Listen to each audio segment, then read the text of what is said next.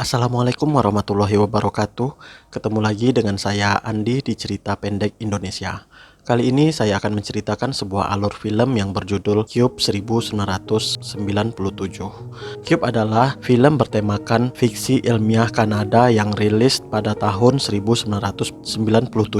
Disutradarai oleh Vincenzo Natali. Film ini menceritakan tentang 7 orang yang tidak mengenal satu sama lain, terperangkap di sebuah kubus raksasa yang terbagi-bagi dalam ruangan-ruangan kecil yang juga berbentuk kubus. Masing-masing ruangan ini memiliki dinding yang berwarna berbeda-beda dan dihubungkan oleh pintu-pintu mekanis. Masing-masing dinding ruangan memiliki satu pintu di tengahnya. Mereka tidak tahu bagaimana mereka bisa berada di sana dan berusaha untuk mencari jalan keluar. Dalam perjalanan ini, mereka kemudian bersitegang dan bahkan saling adu fisik karena perbedaan pendapat. Scene dimulai dengan seorang pria botak yang terbangun dari pingsannya. Di bajunya tertulis nama Anderson. Dia bingung tiba-tiba berada di dalam ruangan berbentuk kubus, dan tiap sisinya memiliki pintu berbentuk persegi. Dia mencoba membuka salah satu pintu dan anehnya dia melihat ruangan yang sama dengan ruangan yang ditempatinya, yaitu ruangan berbentuk kubus dengan pintu di tiap sisinya. Dia pun membuka pintu di bawahnya dan menemukan ruangan yang sama, namun ruangan itu berwarna merah. Ternyata tiap pintu memiliki ruangan dengan warna yang berbeda-beda. Akhirnya Anderson pun mencoba masuk ke ruangan berwarna coklat. Di saat Anderson melangkah, tiba-tiba langkahnya terhenti. Ada jebakan di ruangan tersebut. Seketika tubuhnya terpotong-potong membentuk kubus akibat jebakan kawat yang sangat tajam, dan film pun dimulai.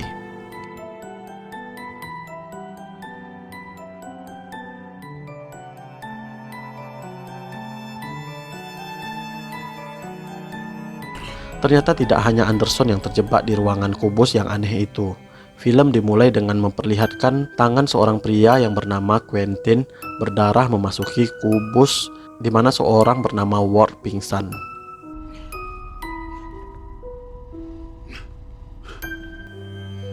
Quentin mencoba membangunkan Ward, namun gagal.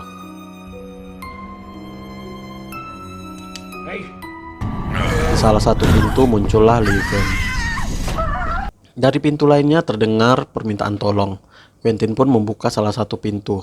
Ternyata itu pintu berwarna coklat. Dia pun berteriak kepada wanita yang ada di dalamnya untuk tidak bergerak. Wanita itu bernama Holloway. Holloway pun dibantu oleh Quentin untuk keluar dari kubus berwarna coklat tersebut. Ketika sudah berada di kubus yang aman, dari pintu lain masuklah Rennes. Quentin menjelaskan kepada yang lain bahwa kubus-kubus itu memiliki jebakan, terutama kubus dengan ruangan berwarna coklat.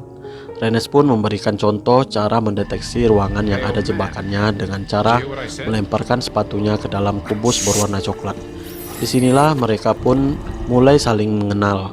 Mereka berasal dari berbagai profesi. Quentin sendiri berprofesi sebagai polisi.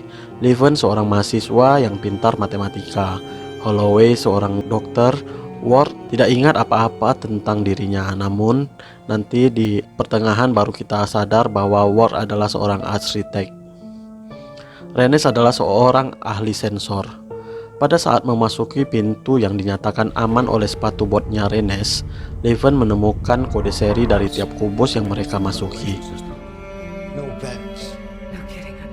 Dari sinilah mereka mengasumsikan bahwa kubus yang akan mereka telusuri untuk bisa keluar berjumlah 500 jutaan kubus.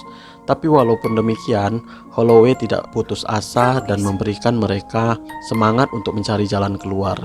Setelah beberapa kubus mereka lewati, Rennes kembali mendapati sepatu botnya aman. Namun dia bisa menyatakan kubus itu tidak dapat dilewati karena ada gas yang dapat membakar bahan organik seperti kulit dan daging manusia. Dengan melihat keahlian Rennes, semua mereka merasa agak sedikit tenang. Namun pada kubus berikutnya, Rennes tidak menyadari kalau jebakan di kubus itu adalah cairan asam, sehingga kepalanya tersiram air asam yang mengakibatkan dia tewas saat itu juga. Setelah kematian Rennes, semua mereka merasa hilang harapan karena tidak ada lagi orang yang bisa diharapkan memiliki kemampuan ahli sensor seperti Rennes. Mereka pun saling menyemangati satu sama lain, sampai mereka baru sadar semua aksesoris mereka diambil kecuali Leven dengan kacamatanya yang tidak berfungsi apa-apa. Mereka pun mempunyai clue baru, mungkin ada rahasia yang bisa dipecahkan dari kacamatanya Leven. Dengan kacamata, ternyata Leven bisa dengan jelas melihat angka seri di tiap kubus, sehingga dia mendapatkan clue kalau angka di seri kubus dengan angka prima, maka berarti ruangan itu memiliki jebakan. Kemudian Leven pun menyimpulkan ruangan yang dibukanya aman. Semua orang tentu saja mengernyitkan dahi. Begitu mudahnya dia menyimpulkan kubus itu aman. Akhirnya Leven pun mencobanya dengan dirinya sendiri, memasuki kubus terlebih dahulu.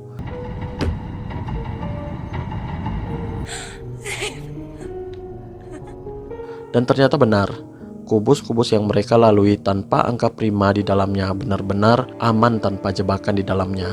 Berjam-jam mereka lewati kubus-kubus itu dengan aman tanpa menemukan jebakan. Sampailah mereka tidak menemukan nomor seri tanpa nomor prisma di dalamnya.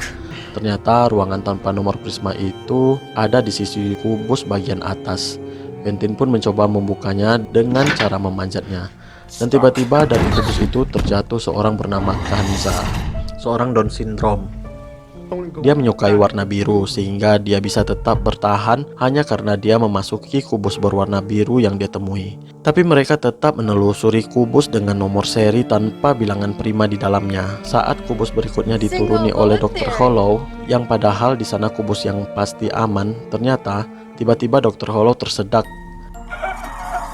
tidak bisa bernapas. Mereka pun panik dan menyuruh Dr. Hollow untuk kembali.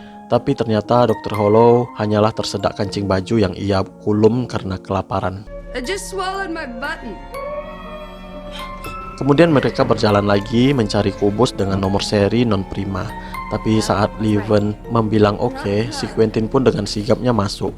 Tentu saja Leven mengatakan oke di sana bukan mengatakan oke aman. Namun oke, kubus ini tidak aman. Tapi Quentin sudah terlanjur terjebak di antara kawat yang secara tiba-tiba kawat itu memilin. Beruntung Quentin bisa keluar dari celah dengan betis yang terluka.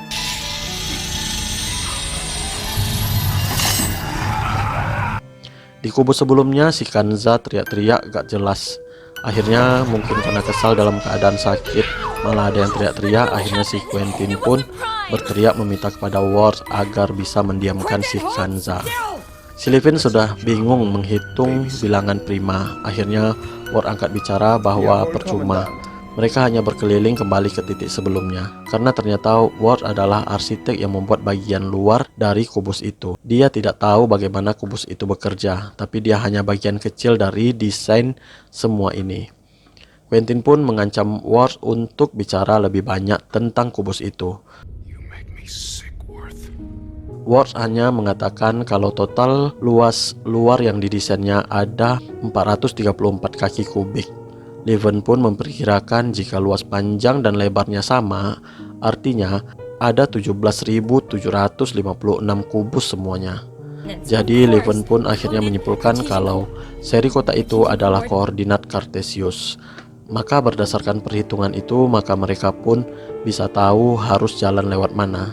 Jadi kubus dengan jebakan adalah termasuk kubus yang benar. Maka berdasarkan perhitungan Leven, akhirnya mereka menemukan kubus dengan jebakan besi tajam yang keluar berdasarkan sensor suara.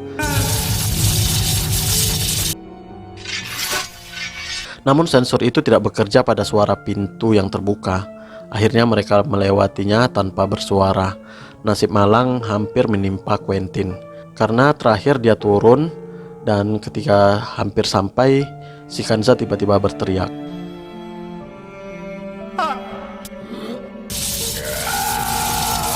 Beruntung Quentin berhasil keluar dari jebakan, dan Kanza pun dipukul dengan kejam. Emang sih bikin emosi nih. Kita berpikir si Kanza ini hanya jadi beban kan? Nah, nanti kita tengok. Ternyata itu adalah kubus terakhir. Mereka sudah berhasil tiba di tepi, namun sangat gelap. Mereka nggak bisa memperhitungkan seberapa dalam jika mereka turun, atau seberapa jauh jika mereka ke atas. Tidak ada tempat untuk memanjat di luar. Akhirnya Quentin punya ide dengan menyambung baju tiap mereka untuk salah seorang dari mereka turun dengan mencek kedalaman jika mereka turun. Hollow pun menjadi sukarelawan untuk turun. Namun ternyata Hollow tidak dapat melihat dasar. dia pun kembali ke atas. Namun tiba-tiba terjadi goncangan yang membuat semua pegangan mereka terlepas. Beruntung Quentin segera menyambutnya. Tapi itu hanya ingin memperlihatkan kepada Hollow bahwa dia punya niat untuk membunuh Hollow, dan Hollow pun dilepaskannya. Tapi semua orang tidak tahu apa yang dilakukan Quentin terhadap Hollow. Orang maklum mungkin karena lemah tanpa makan dan minum dalam jangka waktu yang panjang. Nah, jadi karena sudah terlalu capek, mereka pun tertidur. Ketika semua sudah tertidur, tiba-tiba Quentin menggendong Leven dan membawanya ke kubus yang lain. Dia merasa Ward dan Kanza hanyalah beban. Tiba-tiba karena berdua saja, si Quentin ini timbul niat jahatnya. Ternyata ya manusia itu walaupun udah lapar, haus, dan capek, tapi kalau nampak cewek bening masih pengen aja. Ketika sedang menggrepe-grepe si Leven, tiba-tiba Ward datang dan menghantam kepala si Quentin. Mampus. Terjadilah perkelahian antara Ward dan Leven.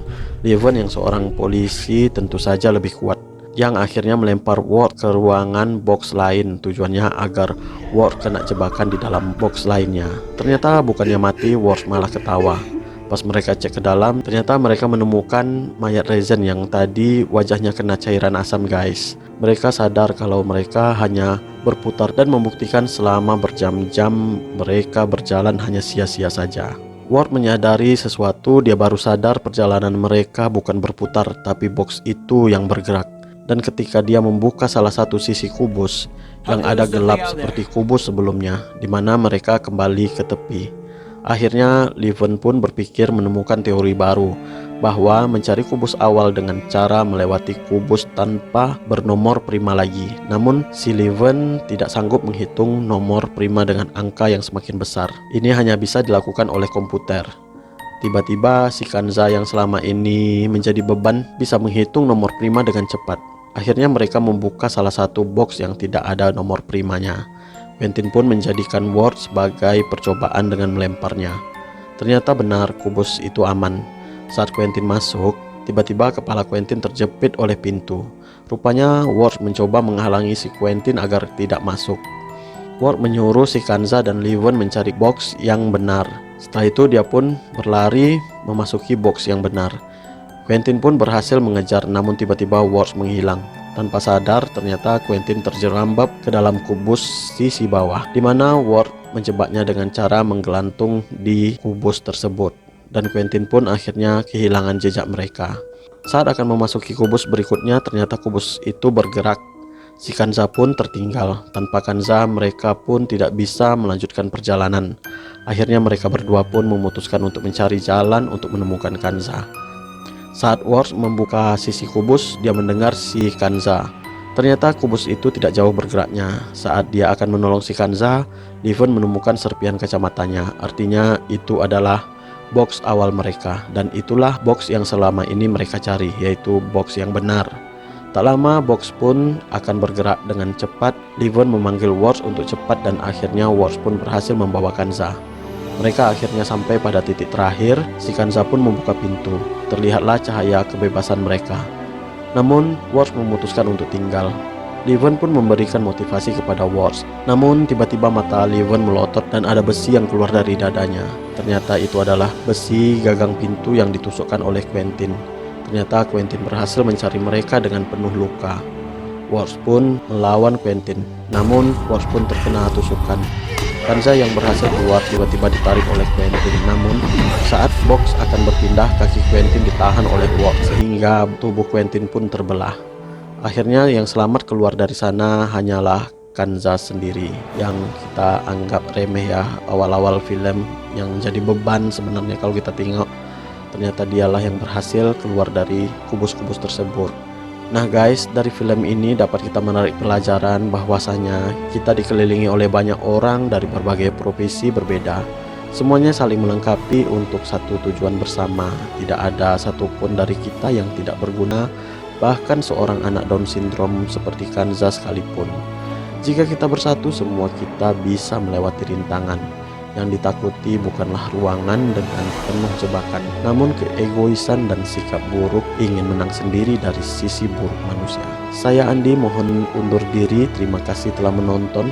Jangan kemana-mana, masih ada video menarik lainnya yang belum kalian tonton pada channel ini. Wassalamualaikum warahmatullahi wabarakatuh.